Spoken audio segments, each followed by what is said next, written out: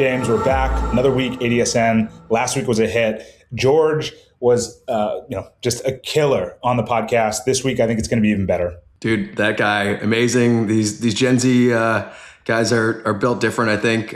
Inspiring to us as two fellow olds. You have not told the ADSN community that you recently had a birthday, now 41 years old. And I think a good place to start is when I was giving you shit about your age, even though I'm older than you. You texted me back this list of basically, I think it's billionaires that started their companies over 40. I think that was the prompt. You know what? I don't even know what the prompt was. I just let AI do its thing. Just panicked and sent it to me. Yeah. But I thought it was interesting for anyone over 40. Did you know that Sam Walton started Walmart at 44, Ray Kroc, McDonald's 52, Vera Wang 40, Samuel Jackson, Pulp Fiction 46. I don't know if that's like a really good one or not. Reid Hoffman, I thought was interesting. Founded LinkedIn at 35. Bezos, 40s. Darwin seems tougher to emulate, I think, probably for most of us. I was going to do an RFP for Charles Darwin, but I guess that one's not going to happen. Yeah. So if anyone in AI can make that happen, let's do it. It is really, and then Henry Ford, Model T, 45, especially given like some of these people back in the day, it's like the equivalent of us starting things at like 60. So you were not that old is basically the takeaway. I'm sorry for giving you shit about it. Happy birthday. And with that, let's go to what do we got next? We got next, I think in the spirit of kind of the olds, I think all those people on that list follow what Mark Andreessen said. Ooh, that's my baby in the background. She's a young, but what Mark, that is a sign of being old. There you go. It's a sign of being old, but I'm rocking my kid. But what Mark Andreessen said over the weekend, there is no substitute for the person who knows what to do. I think everyone on that list knows what to do. I think we've talked about it. There is no substitute. I don't know. There's no better way to say it. Yeah, I think the person who knows what to do, and then he talks about also just importance of like writing things down. But I think right now, one thing I've been just trying to understand, like trying to overanalyze where things are going to go, especially because of AI, I think is like a fool's errand. Like this is a trust your gut moment. I think there's some people here to just like, they just know the playbook and it's time to go run it. And the more you sit here and sort of have like analysis paralysis, the farther you're going to fall behind. So I thought this was great. And then I also just think the kind of idea, the response of whoever writes it down is important because you can dictate basically the playbook. I would actually add a third thing here, which is, and I saw actually the Replit founder talked about this, but I do think right now, like a lot of things that people used to think were bad. So like examples would be like ADHD and being like chronically online. This is what the Replit founder said. Are actually going to be huge advantages in this world. And kind of a part of that is like basically have a plan, write it down and respond fast. Like, I think that is probably the playbook. If I were to give a Gen Z any advice, those would probably be my three pieces of advice. So I tied it back to George. I'm going to add a fourth, and my daughter agrees with me. I think, this is like a Yogi Berra kind of quote. Like, of course, the person who knows what to do, there's no substitute for them. But I think that person needs to be able to tell the story. They need to be, call it a good marketer, a good salesperson. They need to be able to convince others that they know what to do. And so I think I'm going to add that fourth in there. All right. I like it. Another person who I think knows what to do when it comes to ads is Eric Seufert. You sent me this one. He basically put together, how does Uber Eats rank restaurant ads? Danny, did you dive into this? It's amazing how much. And maybe call it like a 10% understanding. But I think what caught my attention is that he's posted this, others have posted. This is probably the fourth, fifth, sixth platform that has released kind of its ranking algorithm and how it thinks about ranking. Reddit's done it. Meta's even done it. And so X has done it. Yeah. And so to me, this is an indication, like, this is no longer the secret sauce, right? Just the ranking algorithm in that respect. It's like, let's open source this. Let's get feedback. People are going to start talking about it. And then you can use AI, you can use better machine learning, and your teams can actually improve it. This is no longer that moat that it was 5 or even 10 years ago. And that's where I think this is so interesting.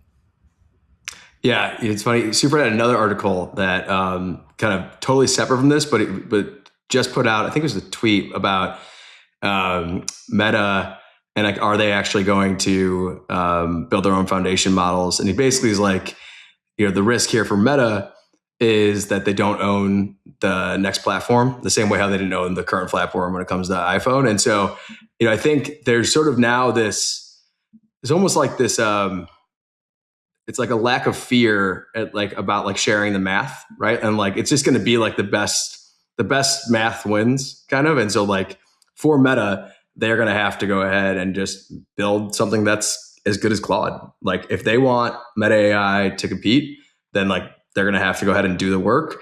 And so I think it's sort of similar where like everyone's kind of exposed in this like age of AI. It's just like, if your shit is good, it will do well. And so you might as well share it and get feedback on it.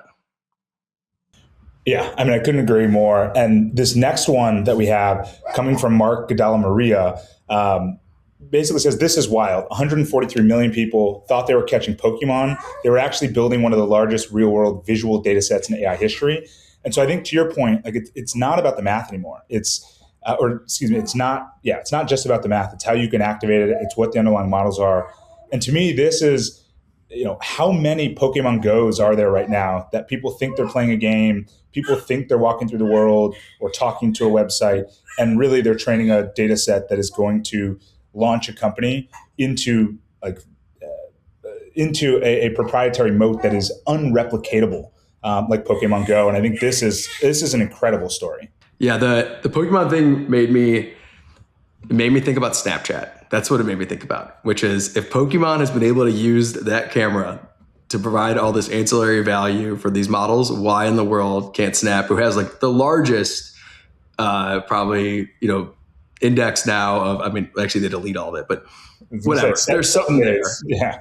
There's something there. And it makes me just think that like, if Pokemon Go is able to play this hand, like what could Snap do with basically the real world understanding that they have, and so maybe we'll find out. That's my one sad Snap statement of the week. I'd like someone from Pokemon Go to come on here and tell us if this was part of the plan or if they just kind of lucked into this and they knew they were getting all this data and they'd figure it out. Let's get someone on here, have them do it and wear a whoop, and we can watch them as their heart rate goes up as they're lying to us about this being their plan. I don't see it. I love it. All right. Another fun story. This one being broken by Trung Fan from Work Week. He says an Australian tech entrepreneur, Paul Cunningham, explains how he used ChatGPT and AlphaFold, spent $3,000 with no biology background to create a custom mRNA vaccine to treat his dog's cancer tumors. Unreal. This story is wild. I mean, it reads like it's fake news. Everyone thought it was fake news. And then the more you dig into it, it's like, no, this guy, I mean, he's obviously a very, very intelligent person, but he did this. And they went through, I mean, studies, they're going through the government, they're doing everything that a normal kind of medical company would have to do. I mean, it's unbelievable that this guy's able to do this. Yeah, it is I saw a really good meme response to this. Where Trung Fan did it, and it's the Hayden Christensen, Natalie Portman thing. Yeah. And we'll post a video of this, but it's Hayden Christensen being like, "We need more GPUs," and then Natalie Portman's like, "To cure cancer, right?" And he's like, "Actually, yeah." And she's like, "Amazing." And it's like, so like finally the whole, oh, we're like not curing cancer with this stuff. Like maybe this actually starts to cure cancer. Yeah. And so it makes it's really inspiring. It's awesome. It also, I just like, if you are not a mega bull on how good things are going to be like for humanity right now, I think like you're crazy. I don't know if it's going to be good for like the job market necessarily, or like your current job being displaced. Like I could imagine there's going to be some pretty real kind of changes there, but like, we're going to cure a bunch of stuff. Like the ability, like, think about me and you, like we spend the weekend like coding stuff. Like we had gained a new superpower that like I just didn't have it until like 2 weeks ago. And now I can do anything. Like you're doing a lot. I can't wait for listeners to find out what you've been doing. I think Christina would like me to like stop having my laptop in bed at like 1:00 in the morning. But yes, it is super inspiring. It's very cool. And kind of a good segue into this post from SMB Attorney, which Andre Karpathy, who we've referenced his stuff before in the past, like probably one of the most like respected people in AI, but he basically did a rundown of like AI exposure of the US job market. And he did kind of a scale, which is pretty interesting, is basically, so like highest scale means you're kind of like most susceptible, lowest scale means you're not. So 0 to 1 are like roofers and janitors, 4 to 5 nurses, retail, and physicians, 8 to 9 software devs, paralegals, and data analysts, which like is incredibly hard to argue with that one, unfortunately. And then 10 medical transcriptionists, so like basically they're toast. And then the average across everything is 5.3.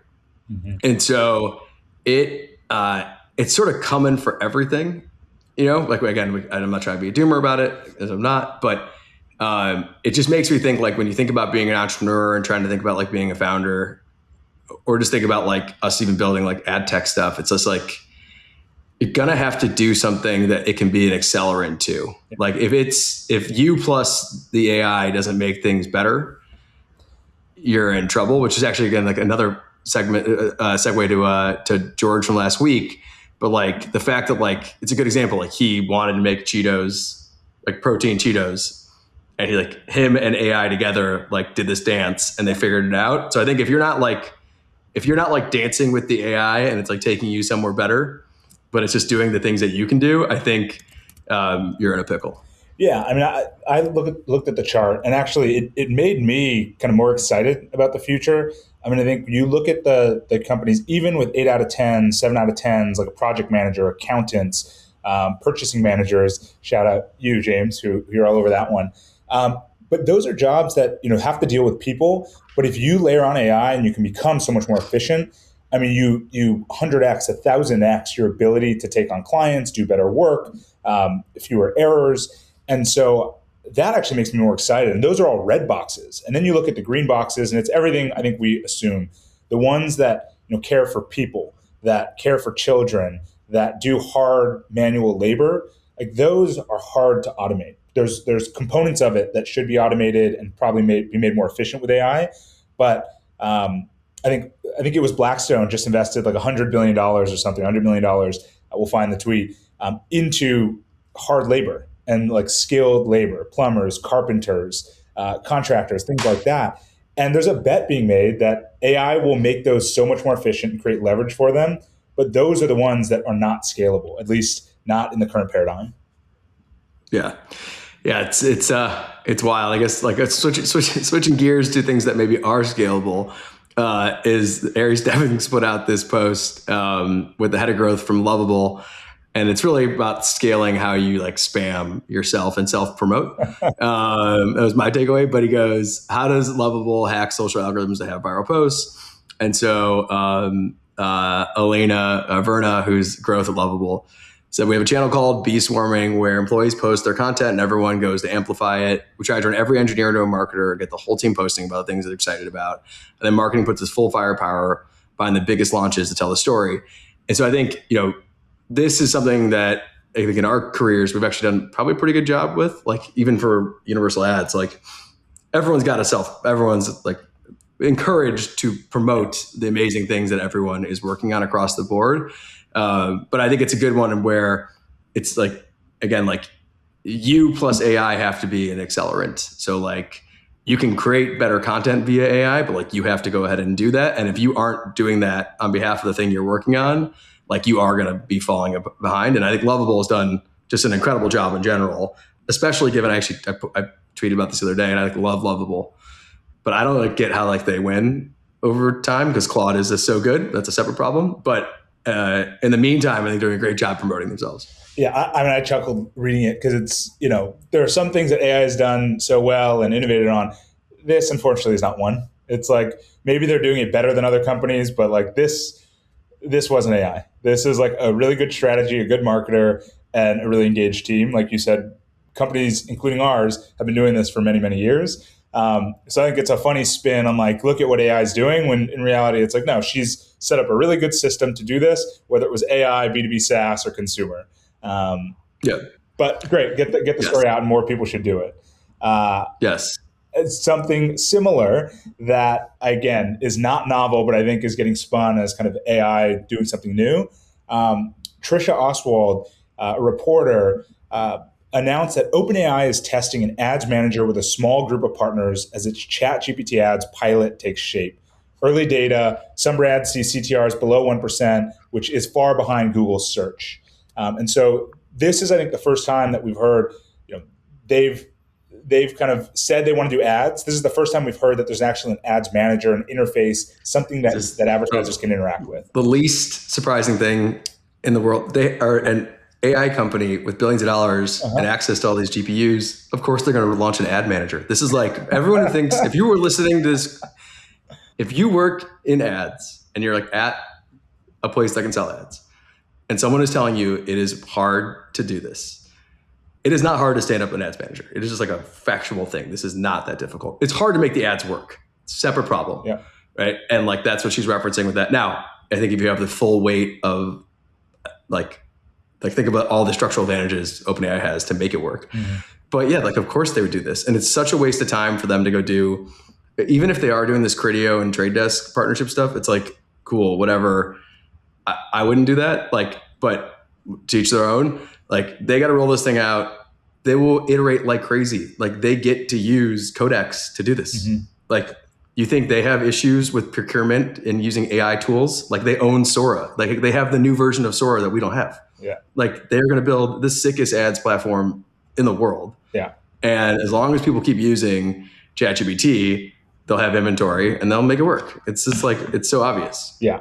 No, this is like a funny one to me. The sub 1%, I don't think anyone should get worried about. Obviously, this is a ads format that is new and it's coming out right now. They're testing it. They're going to figure it out. So exciting, but kind of a non-event as far as that's concerned. And then I guess rounding out the AI marketing stories, we've got one coming from CG.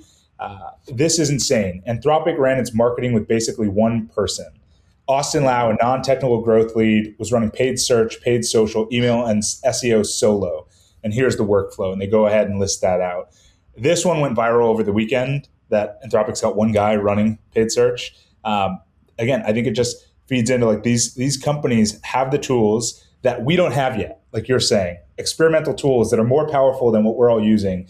And they're trying to figure out how they can create 1,000x leverage per employee. So that, again, it's cool, but it's expected. And they're surrounded by people that are building the frontier solutions. So like everyone has superpowers around them. Mm-hmm. And so like, if you were then to be like the marketing guy and it was like, I need 12 people and like to like make my meta ads, I think, they'd be like, well, I just like made like Claude conscious. Like, you go like figure this out. Like, it's just, it's, but I think it should be a wake up call to every other business. Yeah. Now, they did have, I saw someone tweet about this where it's like, it does help when you have like the best product market fit in the entire world. Like Claude is just like uniquely compelling.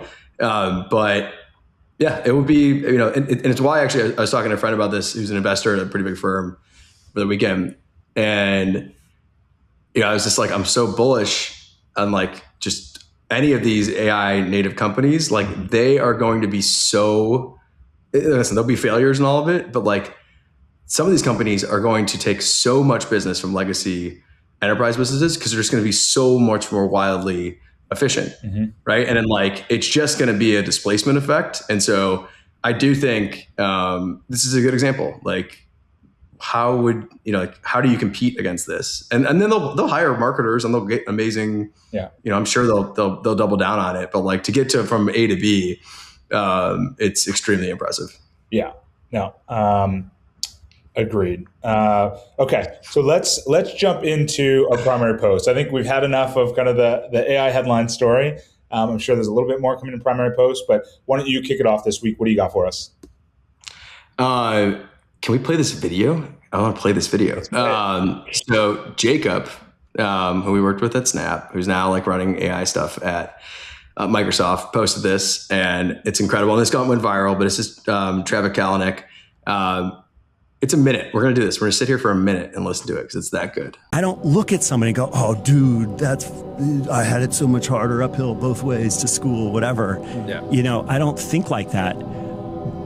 It's more about the excellence of the process. Yeah. So I'm like, well, how do you raise money? And they're like, oh yeah, just throw a deck to the guy. I'm like, okay, well, then that's not a thing. Yeah. What is a thing is going all the way until it hurts. If you're doing something and it's easy, it's not valuable. And I'll explain. Like, let's just think of like a marathoner, world-class marathoner. On mile 21, is that dude smiling? No, he's not smiling. By the way, if he is smiling, you know what's about to happen? He's about to get his ass whooped. Okay? It's over. Because why? Because somebody else who's down for the pain will go harder and further and pass him. Yeah. And so if you're getting money easy, I'm like, why didn't you go harder? You could have done it better and more. Mm-hmm. Now, you don't do things hard just cause. Maybe he's like, it just doesn't matter, dude. Like, I got to go do something else that's hard. Mm-hmm. But the key is like, if money matters, which I think we would say it does, especially in certain categories, you need to be the best in the world at it. Yeah. And it's not enough to say, it was easy. If anybody comes to me and says a strategic thing was easy, I'm like, you messed up. Mm-hmm. You could have been way better and gone way further, more competitive advantage, more differentiation, get it together. Kalanick crushes that. It's so good. It's like the best primary post of the year. But I think the best line is that if the strategic thing was easy, basically you're like a moron, because like then it actually wasn't. And so I believe that like so much, like at my core, and I think it's a good reminder for everyone. Like and you know, you can tell Kalanick, like, he's going to be CEO of Uber again in like 18 months. It's like clear this guy's on his comeback tour. Yeah. And like, I think he's out for blood and he's like, gonna crush it. So that's my primary post. We could try. Should we do that, an RFP for Kalanick? I mean, maybe. Yeah. Throw it in. Why not? We can have a few friends there. Official RFP, Travis Kalanick. All right. The RFP it's out there. I'm with you. Yeah, I think that one's a great one. I was ready to run through a wall after listening to that. I started vibe coding. I'm like, all right, I got ideas. Let's go. I'm going to build the best podcast app in the world. No, no, I love that one. And then my primary post this week is from Cyan, an indie dev, talks a lot about AI. And this one hit me. He wrote, "At this rate, everyone's going to have their own app and 0 users." And this is something I think we've talked a lot about. If the challenge to creating an app goes to 0, then the market challenge is discovery. It's discovery and media and getting people to actually install your app, if that's the plan. And so I think this is, you know, kind of a funny tweet, but also just indicative of where we're at. And like, everyone thinks going to Travis, like, it's easy to create an app now. It's still really hard to go find users. It made me think of 2 things. One is, I was actually kind of impressed that like my first app I put out, PalisadeTrail.com, actually has like a lot of users. That one went viral. That was a good one. It's an incredibly depressing game, but if everyone liked Oregon Trail growing up and wants to relive it through my eyes of the fire at Palisades, go to PalisadesTrail.com. But then it also made me think that like, if building these apps is sort of like a new version of art and like painting and drawing, right? Like, everyone is familiar. Like when my daughter creates a piece of art, it's still amazing even if no one's using it. Yeah. Like, if not, if it's like in a gallery. And so like, it may just be that you build a lot of these things for yourselves, and like, it's fine if there's like a very limited number of users. And so I think it's almost like embracing that part, and then like, you may find that like your painting went viral and it's like amazing. I don't know. Weird analogy. I like that analogy. We brought it back to the real world, away from AI, back into art. I think it's a good place to stop this one. All right. Happy birthday. All right. 41. Thank you. Let's go. Let's go build something. All right. Bye.